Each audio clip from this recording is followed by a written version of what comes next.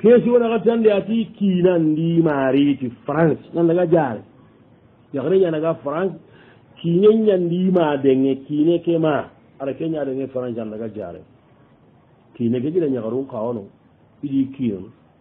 aga selle kiine ngida ñaxarun tiiman taka dagana kara toqoyereya o gida nigo ke ando ma riiti a yandan xa riiti anga toxomoxoɓe yere jo o maxa toqoyere xone kunu yaxaren xese nimmeti imata ka hutan iwayere kinen daɗanma anta hay anga selle anna ille ba halle wan putuno oro pour 40 moxoy sakka ñaqa kilendu njaxeñani are mum yaxaren xesentima laxara yege magiri ndefamba allahu akbar sere sidi gabe gabe digamu yaxaren xase key kine ngadi jamba yaxaren xesenti imagiri de imagiri abar ragal awa ñaxallinga koy aw i kiine xa unu ngollinia jellige lagana bogu soxoba a leerema wuro yaxaren xa semma laga sino karagi atawa inimaxa France ega ken noxolni i kiine gida ñaxaru kuɓenu gañi ki ima pompene nantan tadagana balen kiina da imari tari jare ati xasum billiga timmene ati kiine kene xeere ñannamma deng kiinen ti imari jare ama selle ati ko andaga agama daga yo police xilli ada adima deng allahu akbar adima deng aken kiina da horote nandanima denge kiine ke dima denge ike xallen ba hennima sasay kiinantini axa yaxren kase ke aranta fofoda gantani fate ñank i kiinantini tirindi iganima denge keɓoko kamani dagay ken dalingada igana denge afrique ina xatan kittaba ikke xaɓe gani allah gani allaho gani tongu kotaɓe ga xoole yaxren kase ke a xanuyen taxi sol hakkika bittawure a tusuntaxiya har igañamunna munnayi neɓeyi farayimunga suwa i xaɗanke ɓuttumbi katta yaxare ke ina jurumungittaba aljawab nati yaxare ke da kayfinga a jaballe a juujikum axa yaxaren xa sengen xibarane kayfiigoy sino yaxaren xa sokunte europe munda down town intano munda har kaftalin ko ambillaga kite yaxaren xa sokuna na ndemino gollew men taxote kenanti ken daragana an kiine gida ñaxaru ko alla pompe a wañini kuña xagata pompe igamu nanan toro na ñaxar kum maxaña keke iga suugnu i suuxede iga suugnu ɓiɗanigu ñaqu kuri xoy teynu walla xo gubudon amari allah ketannanaxa aken qalle xaju xilli a sandaga ahu akbar ma xiwara an kiina gida ñaxal ke inda xiwara maay iti xinta gaja mpene bagandana xo a xamundana gaja ñiñe ngatu ñiñe na loxo ñiñe madinko angatu igana katin kamu igana taxundi ira sippa ndarni na tembuga yiyaba gaja kati ga deni ken sirbe garaga taxu nanti gaja kati ina kenya hene mbagandini soni gonti hindanke ngade kebe gara gaja ke kamu hinna kenya anan gida ñakar an kiina gida ñakar en kiina na ñama tuude ma waxe ana yampi maxa ara wañini an kasinga an ñakkennate amma denge kara jaraye maharñin an genna maxo londaxa yimmende anna denge la hawla wala quwata illa billah ha koni ke allahmunini koni xare ñantampi o toanenga xillandi ɓe konno an gida ñaxaren kiina golle ma an kiina gigida ñaxare ndora kollo mege taw an kiina gida ñaxare ndi kiinay golle magemo oda mun dan kiina maxa a maxa ken men dabare ko angata an kiina ti inima denge horosema a maxa denge de a maxa denge a lew an kiina gida ñaxare ni tubaɗo ngalla ñaha ko nan an ke mbegada an kiina kema muñaga maxa sinon karagi an xanan tubaɗo ngalla mangati jagananda ke ko an kiina gida ñaxaren ken qalle kenta har dallanao senigan anga simmine anga mirini anga mumena sappe ñongontoxe ke kiini andan ken caabu france anke ñaxara an kiina billagandengene france an ken billaga france lungo yen tuunu ke xaren xasiya ntampay anda sara na toppita ñaxanganaalingo xoro maxamungu ñaxal lemmonga an ken na ken ñamari nantina denge an ken xa xagati an gila ñigondangani a maxamma denge ken xa selleya an ken maxa selleya pakle men taxay a wi goron kambu xa hintanga de hinnan kiina ku yagarinda manna kuwarde europe yagaru kuwa ha kamma na to gombonon ka jargin tanga de kartu manke mo ho ya jargin nan kina jargin nan kina kingana ge serebe ga nga ma jasi ko tentenjo yani ko tentenjo ko serebe ge de bar ha yakubu yimme nya hay kay kundu an kina maga ke hay yakubu yimme nyaay jellalla ganda hari an amma to kon kompendi anga kanna nyakken anga korna kinyana karata ka tintu addenya gari jareya amadu guti jareya arno kisi battar len jareya astaghfirullah ngi dagalan jina ke dade ken gari mu gudu sire gara mu kuti ngadara akine bonoro ko ndo hay sine ke xibare kan daga ingi ay ro sire be gada ki ko akine ngol ke into ro trochen ki ay go hamira lo ko ko ndu ari lemburu sare annan togo len tange yam pasangon danna lemme sara lemme be hamme gande kulenda mo hay sar non karne hamme no gambe ke gari kasi haga bogu franci are ada jare en kutwari wa salisa ngahi lalibe ko ma kebe ko non andan kina kamunya kasabari antal le garake toran kam ho honta gala ganta khejiro barake do jamu anki ne ganati ni ma bagandi na de afriki kundu ama sunonoa modi nyaadi khata na sarnan ci non kenya ni khata ngamen na sarnan butten ci gundi e kenya masaka anki daraw ke ken la barni no khaketa ona ajabi amma ga de barde amma ga de barde nga sikkandi ɓe konno xibaru ɓe ga xade mana yaxane parce que topitan de ngure o xana anna maxa a toxon xadide an xam maxa mungu sakkanke ñaxare anna maxa mungu nandi yaxaru ñaxe kara yere brouche kedi kinanu manugi maxa yere yakun toppita aɗo xaxo ngolle kine ngolle soronde sellande fuqaraxu soxe adi geƴam punce adi geƴam mise aɗo kinen pisringa laxu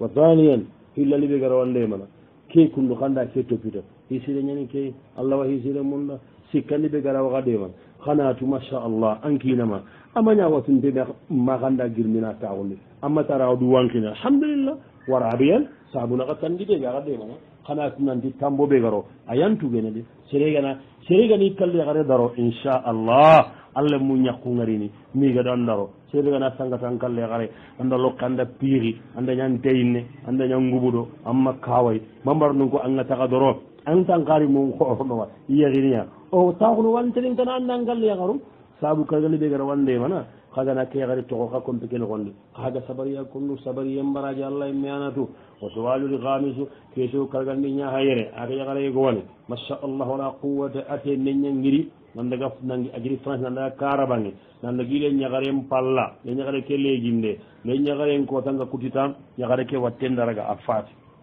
gelli 2001 awa ate nenga france bange ala ñagare kubanu mbe xooro te ne keri ken ka tunci kenga hallene igada kotan kutu kelle ñagare xa toyi a faati amaxaro andon waɗi yame kene xonni imañina xeen taxandi yaxare ke faatiyen ɗo aɗa ñagaren faatiyen naxa sino tammi le ñagare ke xa fatiyen ɗo saxen fatiyen naxa sino tammi harandangene ji xeye ma taxandi waccani ke daga parna xeye ke taxandi kele ñagare ke kunagala gari fatini arno saxen xeen mbiyafa al jawab waccani ke pare xeyen taxandini ona tannanga ati yaxare ke kiina kentite yampa xeenti lemu sikkiyani maxa le astahfirullah le mu karani le ñigu sikki le ñagaru hilli kinandi ke yampa itaqe ina tahiremu maxa al jawab ona tijaninga rahimahumullah arna hinne ku hurusuwa yaxare ke ɗiren me hinne logondi aɗa misilmu huren curlew nga hillandi ɓe konno ko hinna muganankita kara anga mata kitan connomenga allah ho simmana par ce que ankentini hiwi duro he tiya nga hillandi ɓe konno min gasikandi ɓe konno allah wat tikkitan connomenga kammo anga ɗin keɓe tirni ngiyahe nge mi hakusana ke konno konno an kawanga naati hiwure he ngeyanti maga hohodanku an kawanga naati keeti hiwi duroy ngeyana ken konko ɓa kancollomenga ngeyagana ko sancamaye kundukananta o anga mata kitan connomenga su anno hoho simmana wa thalisan nga sikkandi ɓe konno ke xe lay taxandini hay saxe ke hinaxe yen taxandini le ñaxarin pure ke rono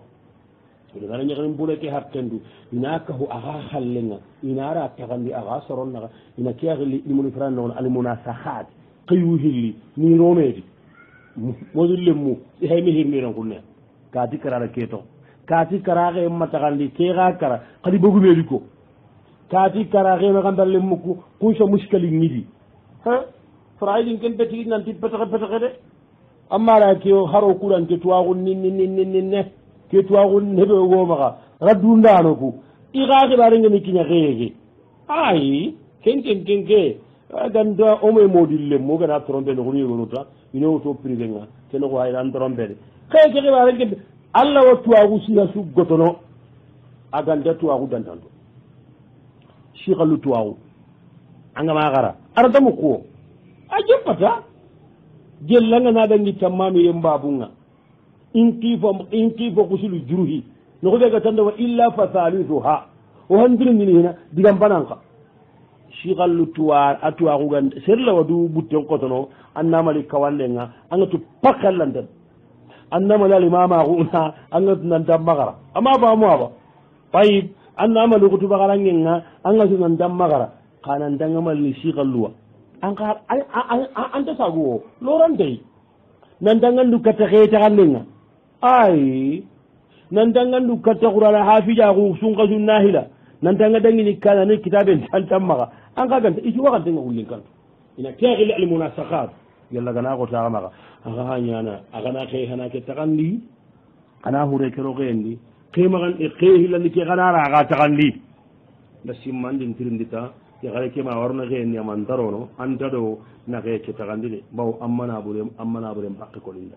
ya gare kerno sagen kenne wa suwalu sadi kiyani keso si kandingati akhi ya gare ko ikina watun tene ranta hohoda yana wankini ina toppita iwa tampina siri igana sakuna ngiri fajiri birona gotoni maga illenna ko sakkariya ma junubu ngiyaba al jawab ande gara keso kertange ni gonya anti sitting amma ango kawandu ko yankandinay ya rabbi allah gano da gadema na baranyen ta kando da gai odu ya gare ke kina arna sahanya ngadana sabiru maga na ke ya gare baray jamudu khairi ya garunga tampini kedi buru nan ta ko jangiran tengude hari sere nyimme ma haranyi me fa daga na ki nyare on kortinia kallanta ho nyana jar na nyani allah ki te nyani sakay garu hukum mena sakanta kine angardo kebe kine ngayani yahu ken tagano anta ken kitta abada golle abada tampiye yangiran tuyugunu wattenga na goto ana gusi jamba be nu fi wure ana gusi do yakke katta walla anati waragene nan no gay ya gawi gunu hayta gunu kina no kure ga wati sinan konti gabe ana yuma yahi ima dangi yahudi anandi yahum bagani ni soni ngara inato ay inato gondenge ma waga banenga ay pour te yare nyaga na wati kema ko kunu kine facilement kempa tigini holle me goriya jamuna wi ana kilama dabba e gasunga ay la karanna nya bana jalle ngana mugu kenya gare wa zaniya nga hillani be ko nanda basun tay akhi gare ke ho hon takir amati wona subhan jallen to gono tambiye nyani pakille mente pakdo waqtinde wa su'alu sabiu kesho nyorni nya hayere ida mo goy fatawandi o gada ga misra franci taliban bakkendi taliban bakke ke dalile o gada bugo qaida bey iko ken qaida fahmu al jawab وناتي يعني نعم تون هو مصر فرنسا ورغا فودي شيخو جابيري كمن طالبين انتكت ادو مصر دي بغموندو يالي ما منو جزاهم الله خيرا وتي قاعده كني الوسائل لها حكم لمقاصد ان دانك ترينغا ساسا هذا لو جيرنو هون نكتا غيرو ندارو دبتيكي فايس كان تقصو انت قصو هو بكا والله قصو لي وتي الوسائل لها حكم لمقاصد عودني منيا اوغني غولبه دبرني on de golle ke me ko tempayini angara golle ke nyati maana kedey tuwano na kenya hayi daga nangara golle ke nyaado kebe wajibi nyaagani golle ke nya wajibi nga anna misala ke laba siri salli hananga na kinyi salli hakati kinyi jintam ma khali singam ma ji ko wonde mbay na jin ko boy ran kunne anya ngam ma wajibi nga to so ngam ji nya ko bo halle allan daragene salliji wajibi ne kodi ma kun dumbe awana jin ko bo yeranken kama wajibi ne mariya amma ma gongal ona hayi ni angara golle kenyaado kebe kenga nay wajibi ne golle keni wajibi ne kenga nay ho aga daga su golle kena ko kem misalen nan ngaba taliban mbake qorna nya direnga qorna meñi walla garle mbake anda hadise dio ana kam badisi akoninda kona hayi ni taliban mbake kenya gande ko ona nya kana pour do maniya wala nyagana kuulo na soronya na soronya jallindi katatuwa gummundunde na soron jallindi katatuwa gummundunde e kembra mundine kemma harami talwa mbake maharam mil koromi siden no farenki ya manyal khoda nya purmani kuro soron na salli hanna muginari a pakle men mil korom nana daga arabun kara dubai nu saudiya no igana haburan da bari Qur'an tangandan be luga na ganye iga kuyenkin niya annabi kiye kemmanya diwo ka fonde ina mun dele mun kuna kunya sagondi na tuwagulla gana mun madrasa nun tagande ma'had nun tagande jami'a nun tagande amani faren kiyendi sallallahu alaihi wasallam qala tuwagu mun biyen beaba fonde qaidan urani kiya wa su'alu thaminu kesu segundi nya hayya ya gare nya na operation da bari ay sunte nya operation se gani ne ka aga operation da bar ni awa insum yakite nga jin awara gilini awa so operation da bari operation balle duga to wonta ma wanka ma ka jiya ay lu sun ka hadar ku sasa ni sun kuti duga to wonta ma wanka aw aga insum ka hay ama insum ke wanka karawa salli ngel gana ana salli lagana nan salli ba walla ma tamaminiya walla ma salli kiya wa sanakuru salle kida aljawab hunati jabe nga alla na sahanya angila nyagara kida ado watun tenju lawli sajudu maga wa thaniyan yo aljawab nati jabe nga ange kesu esfike kesu wa mari tay go ngara jadi ngati ngor jabe nga ko ngati ajaga sime di maga minnam payinde isi makkiyani de hadi kega hesu amenyan ngati gonanti antamami ana gara wa salli jiragene non qotonda iyo aga nanti gadi masha Allah la quwwata illa billah ana salli jillaga ana janaban qawa hatindi non ka qotomma parce que serega nay sasa janabante walla inisunte jiganta maga walla jiga magay meran daragene awaragana antamami qoso gore awaragana antamami ana salli lo juru mo gonda anna faam kaccita tamami en kanyana akamalla ganda salliji danganiya kere wa salliji lagana nan dan tamami aragana gara wa salliji lagana irandi lasam oganati wacana salliji ke wara onnati wacana tamami ke wara amma ka tamami de bara wara ke salliji lagana ana salliji laga ma salliji kere wa goso gore ke wuttu kiya nyiga jakati medimma wallahu a'la wa a'lam bo jagandem balle kebe ga banginda ayla gene ana salli katta alla bi diga lagana agatu nandi to toronga timma ka wangi nasima hangi ni dingira na fatendi iti jinna maka kinyeno nyai agana gara wono nyette ani ana inisuke ani fatemul wangi jinta kinyenai kenyam basa suwa moye gantay kha masha Allah la quwwata illa billah hay tamaminiya ana salli katta alla billaga sago nyana dangen bo lo juru nyani watteni lo juru nyen serenta watte walla duwa wa su'alu tazu kesu kabuni nya hayere ati tere gonda terin kandi kei adalla honne nan dikli se gonti nan di tere be gana sare juman ko tanga anyana uyullo ganya be gana sare sibitin kota anyana yimman kenya benda sare tenangen kota aga bangabe ari sara nan da gembe benda sare astaghfirullah ala hadin kota benda sare tenangen kota anyana tuwana nyai khatubu na kunga tampini asirin kame benda sare taratanga aga bangabe wotiniya benda sare arabanga anyana tuwana benda sare alghamisanga anga balla maka kala asdanya itina kedigame ya sahan ta gontu mane ma saha ma masaha aljawab onati age keda ngani jabe nga walla age nu kuda ngani jabe nga beruga terinkene siro ngani ki kishu jabe terinkana agana nga tagaye be wure tagaye ke hasiri agana nga tunan dan masakan tagaye kai annamu lumbuga wure amma agana ngam bo tudiya mu nyerisu way kushu du satani la pitagaye kai tagaye ki gaga na ga masembe tan amma ga to agana ngam wala alhamdulillah ngol gembay tas nyakam jawaran kan bisfil tagay de nga kam Allah barkendo Allah hormandi insha Allah ndakarna tagay गर्ने sirbe gare tagay be karanga ma sagay buga wure karama nana diga mu kuro tagay ke ndai tinin kenu amma ga da ganan kam kudiga mo tagay ima pongen gut sahaba bani anta kudu har mare men nguyungilloye ada defoye afogumahu afontangahu akaramo akalla asdanya akalla minna awlalingin tawu akaramaji gan tawu kunyetun tenna tikkebe ga sahe gella ga saga no gonde lemme ngane sagen no gonna gana gasu na gati timman dar bi ton tamina kibaru inchana awa kibaru no kunya nyetini me angana ta gasin agon angana tan na diga ndenda bar kundu sasa andan ku koto amba hiya soko sare jumanga anke ngati kebe wakita pakille me makito isu wata ga ngam fra no honde miliki njigam digam bana ndageri asahan tengal wa su'al al-ashir fi suwata mundunya hayya atistakhara kiroga konno nandanga ne hodo barni anna istakhara an-nabari ida hadisi ki khallengal anna arakan fillah sallimi anay farlan jalle hele anna allah nyaga subhanahu wa ta'ala ko aga istakhara ke duwa ngandi mo wobe allah nyana fotu ngenta fotu anyalla foda ngeranta foda allah ngatu ke fo fulana be ngala hay annam baaju ke tokonko allah ngatu khairi nyani ndadi duna do lagara dum pinul lagaru ndanyaga allah na annani wondinda anna barakati allah kono hari o sono gande gemme kunu pakille men day allah annani wondinda annen du ngandita allah ngatu kan khairi ndai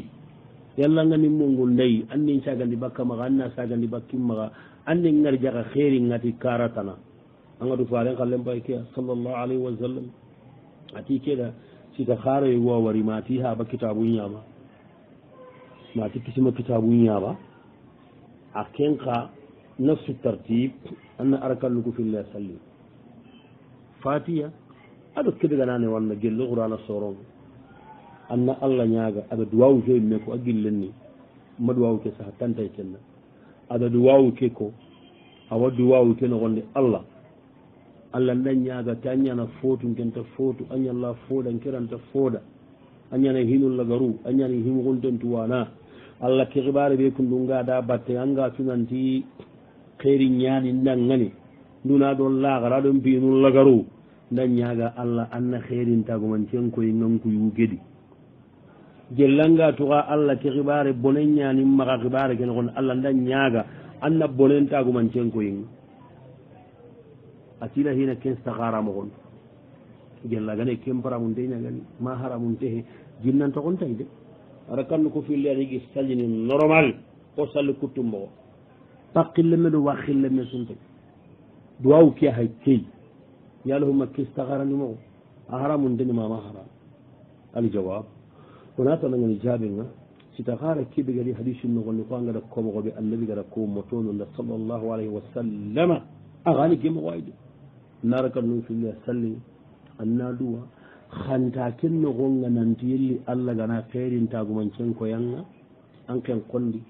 walla yalla gana bonen tagumancen ko yanga an ken kondi arawanya na hadan nabi khalle ke mi anna kuy hoy arawanya nan ta kuy no hoy ka kemma kuyuko hadisi ken gon ke khibare be kunu sa sam pagal ko nan dan nani ampa ba kitabun no gondi lan takini ke haramun de nyami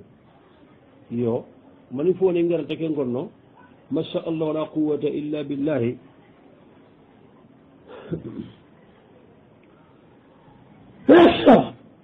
الحمد لله باوني هو هنابي لا قندتني الحمد لله خدي باو أركنوه اللي انجلني كي غاي ما كهبا النبي قال لكني أركنوه اللي كي غاني أركنوه اللي النبي جنن لوا anduwa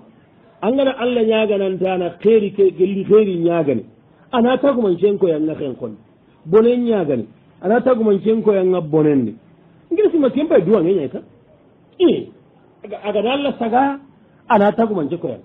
agama saga anta paqillemme walla aga koga allah ñagano hajunu yogonuwa ana honu jaabi aganalengada hono anti jaabini hono ani jaabi sasa hono ani jaabi appere kestagaranle me herno keñano golli duwa ngeñani sa ande ara gallu bile salli anda allah ñaaga ci xibare bi gam maxa kun aga xo ngana hari annabi duwa mum bay sallallahu alayhi wa sallama aga duwa noxunu ɓeenuwa anna yegoñi anna rega duwa kun noxunuwa xankende haaju tana ko haaju keɓe annabi gama ko fonte yo maxa jinna xiri maxa woli xiri maxa xabora xiri maxa malayikanne xiri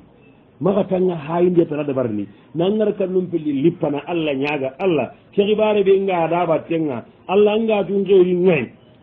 atagumance koy ngawraxundi allah ngatun xeeri nday atagumance koy ngawraxundi anna xibaren toxo kammum kamam maxa agana linga da ana tagumancen koyanga agama linga da anta paqillemme walla kata kenken togo an ñimmeɗo an cennaxu ñanaxa aɗo an kalasiyendo an kanuye allah kuni hartuwanu kuwa hartini yimme awa ɓenda kedabari an pajunga silono ikum paju ñanciro arawa nan jengana adabari anta silono on taɓana o koɓe kun taɓana allah maxa on cenon tameyi on kalasin tame i kun cenowa i seno nan cage nan ceno i kange i kunga yagumetu hinu ɓenu i sasa o ku hinu ɓe arta ko ñini no cheikh la bobabar arta ko ñini serengana kadu allah anga kalasi anga seno anga nalla ñaga awa jaɓini yo aga nale ñanda toxo annabi xalla ke mahata yi nantanga ho walla imme anta ho walla aga nali nganda angisi maxalle keɓe kum dangada ko ngeɗo kero duwange mbabu ñaɗi de duwange mbabu duwangen xani anda allah ñaga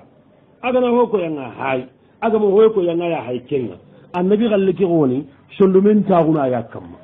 sondumen tenkunu ka yay kat anda mogude har annabi xalle ke arawa ñana allah nan kuyindu hoy arawa ñana xa antan kuyindino hoy hay leɗigame ko konno ke kama ke kesiogume añi ngarte sereña